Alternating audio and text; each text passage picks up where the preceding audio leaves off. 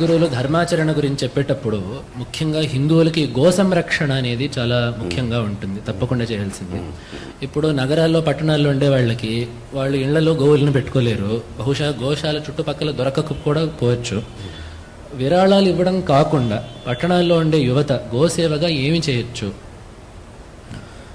అంటే గో సంరక్షణ అనేది ఒకటా గోవుని మనం పెంచాలి, దానికి కావలసినటువంటి ఏర్పాటుని దానికి మనకు కావలసినటువంటి స్థలావకాశం ఏర్పాటు మన దగ్గర ఉంటే దానికి మనం ఏదైనా చెయ్యాలి. లేదు, ఎవరైతే ఆ పని చేస్తున్నారో వాళ్ళకి సహకరించాలి. ఇది ఒకటా మనం చెయ్యాలి, చేసేటటువంటి వాళ్ళకి సహకరించాలి. మనం చేయడం అనేది ఒక విషయం, లేదా ఇంకోళ్ళు ఎవరైనా చేసేవాళ్ళు ఉంటే వాళ్ళకి సహకరించడం. ఆ సహకరించడం అనేది విరాళాలు ఇవ్వడం అనేది మాత్రమే కాదు, అది రకరకాలుగా ఉంటుంది. ఏ రకంగా వాళ్ళకి కావాల్సింది ఏది ఉంటుందో అది ఇవ్వడం. విరాళాలు ఇవ్వడం అనేది కూడా ఇంకా అది కూడా చేయొచ్చు, అది చేయగలిగినటువంటి విషయం మంచిదే. అది కాకుండా ఇంకేమైనా వాళ్ళకి కావాల్సినటువంటి సహాయం ఇంకేదే రకంగా ఉంటే ఏదైనా ఉంటే అది మనం చేయొచ్చు. అదేవిధంగా ఇంకొకళ్ళకి ఈ పనిని చేయడానికి ఒక ప్రేరణని కలిగించడం. ముందు మనం గోవు యొక్క మహాత్మ్యాన్ని తెలుసుకొని ఇంకోళ్ళకు కూడా దాని యొక్క గొప్పతనం గురించి చెప్పి వాళ్ళు కూడా ఆ పని చేసేట్టుగా ప్రేరేపణ చేయడం. ఈ విధంగా గో సంరక్షణని అందరూ కూడా చెయ్యాలి. కాబట్టి గో సంరక్షణ చెయ్యాలి అని అంటే ఈ విధంగానే చెయ్యాలి.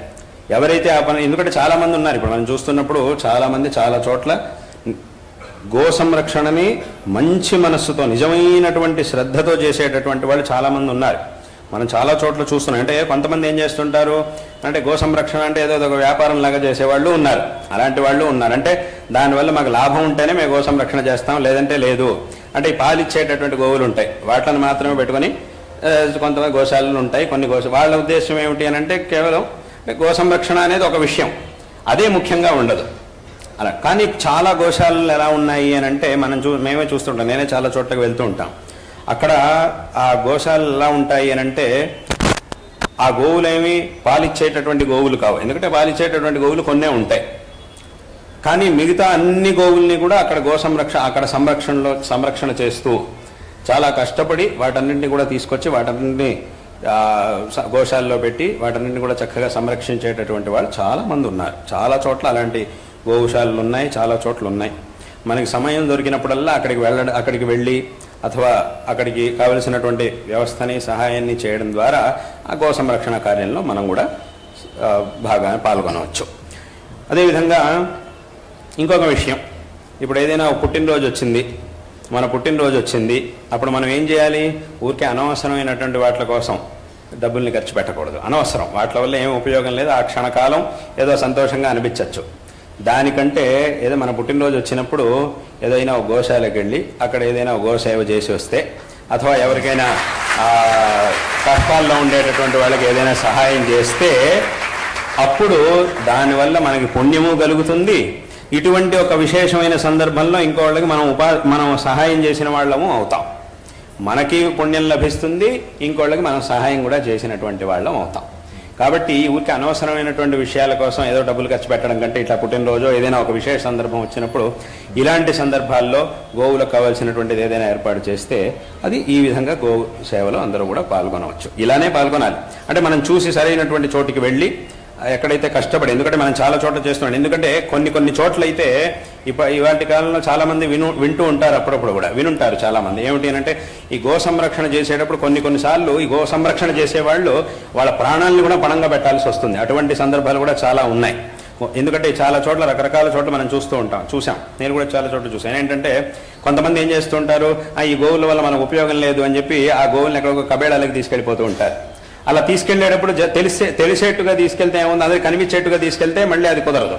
అందుకోసం ఏం చేస్తూ ఉంటారంటే ఎవరికి తెలియకుండా పెద్ద పెద్ద లారీల్లోనో వాటిల్లోనో పడేసి అందులో వాటిలో ఉంచి తీసుకెళ్ళడం, వాటిలో పడేసి, నిజంగా పడేయడమే ఈ మాటే నిజంగా అక్కడ ఉంటుంది. ఇంకా కూడా చాలా దారుణం, కొన్ని చోట్ల ఇంకా దారుణం ఎలా ఉంది, దారుణమైనటువంటి పరిస్థితి ఎలా ఉంది అంటే ఇలా గోవుల్ని తీసుకెళ్లేటప్పుడు అవి కొన్నిసార్లు పారిపోతాయి, పరిగెట్టడానికి ప్రయత్నిస్తాయి అని చెప్పి ఏం చేస్తారంటే వాటి కాళ్ళని నరికేస్తారు. అవి బతుకుండగానే వాటి కాళ్ళని నరికేసేస్తే అది ఇంకెక్కడికి పరిగెత్తనివ్వకుండా చేసేసి వాటిని ఒకదాని మీద ఒకటి లారీల్లో పడేసి తీసుకెళ్ళిపోతూ ఉంటారు, ఎవరికి తెలియకుండా తీసుకెళ్ళిపోతూ ఉంటారు. అలాంటి పరిస్థితిలో చాలా మంది ఇప్పుడు ఈ గోసేవ చేసేటటువంటి వాళ్ళు, గో సంరక్షణ చేసేటటువంటి వాళ్ళు, వాళ్ళంతా ఎవరైతే ఉంటారో వాళ్ళు ఏదేదో మూలకంగా తెలుసుకొని వెళ్ళి ఆ వాహనాలు వెంటబడి వాళ్ళని పట్టుకొని వాళ్ళని ఆపి ఇలా చేసేటప్పుడు కొన్నిసార్లు ఏమైనా జరగచ్చు. అలాంటి పరిస్థితి కూడా చాలా చోట్ల ఉంటుంది. ఎందుకంటే వాళ్ళకు కూడా తెలుసు ఇట్లా మేము ఇలా లారీలో తీసుకెళ్లేటప్పుడు మధ్యలో ఎవడైనా రావచ్చు, మమ్మల్ని ఆపచ్చు, ఏదైనా చేయొచ్చు అని చెప్పి వాళ్ళు కూడా ఏం చేస్తారు అంటే వాళ్ళు కూడా దానికి తయారుగానే ఉంటారు. వీళ్ళు కూడా దానికి తయారుగానే ఉండి వెళ్ళి ఆపి కష్టపడి ఆ గోవులన్నింటినీ మళ్ళీ తీసుకొచ్చి సంరక్షణ చేస్తూ ఉంటారు. ఇలా చేసేటటువంటి వాళ్ళు చాలామంది ఉన్నారు. గో సంరక్షణ అంటే ఇంత కష్టపడి ప్రాణాలకు తెగించి నిజంగానే ఇలా చాలాసార్లు గొడవలు జరిగినప్పుడు కొంతమంది ప్రాణాపాయం జరిగినటువంటి సందర్భాలు కూడా ఎన్నో ఉన్నాయి. కాబట్టి ఇంత కష్టపడి ఆ గో సంరక్షణ చేసేటటువంటి వాళ్ళు చాలామంది ఉన్నారు. మీకు ఉదాహరణ చెప్పాలంటే ఇప్పుడు అక్కడ మాకు మరి శృంగేరిలో అక్కడ మన నరసింహవనంలో ఒక గోశాల ఉంది, చాలామందికి తెలుసు గోశాల ఉంది.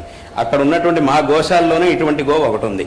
ఏమిటి అని అంటే ఆ గోవు యొక్క కాళ్ళు నరికేసి అది పరిగెత్తకూడదని చెప్పి దాన్ని నరికి వాహనంలో తీసుకెళ్తూ ఉంటే దాన్ని మన వాళ్ళు పట్టుకొని దాన్ని చూసి అప్పుడు దాన్ని తీసుకొచ్చి మన గోశాలకి తీసుకొచ్చాం.